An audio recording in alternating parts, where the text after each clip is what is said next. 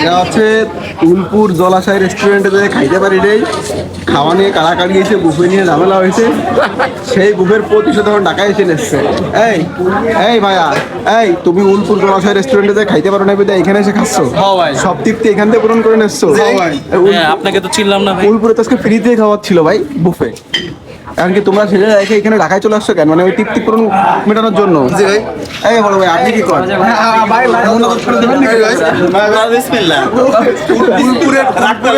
এখন গুলশান চলে আসুন, যারা খেতেন চলে রাগ করলা গুলশানে নাকি? একটাতে দুটো খাবো। আচ্ছা এই জায়গা চেহারা কার কার ভালো আছে তাহলে গুলশানে রেখে দেবো আজকে ভাবিকে ধরে।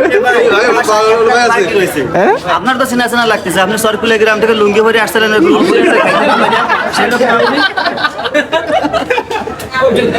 এ ভাই আপনার ভুল করছেন, আমার বাড়ি তো সরকুলে না। কি ভাই রাখলা সার্কুলার থেকে আসলেন আপনি, কিন্তু আমার বাড়ি কোথায় আমি জানি না। আমি ফ্যান করছি, তোরা লুঙ্গি পরা করলি কি আমার?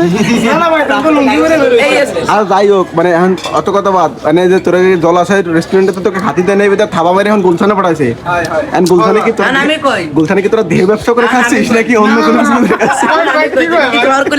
খাচ্ছিস? ভাইয়া আপনারা যে উলপুর জলাশয় রেস্টুরেন্টে বুফেতে খাবার না পেয়ে এখানে এসে খাচ্ছেন বা গিলতেছেন, এই এটা শোনার পরে কি আপনি রাগ করলেন ভাই? না ভাই, রাগ করেন না, যাক বলেন সুবহানাল্লাহ, সুবহানাল্লাহ বলেন আলহামদুলিল্লাহ, আলহামদুলিল্লাহ। বলেন আমি এখানে দেহ ব্যবসা করে খাইতেছি। আমি এই জায়গা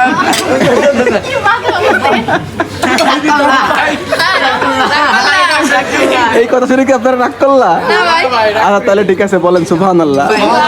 রাগ ঠিক আছে। খাওয়ানটা কিরকম রাখবেন?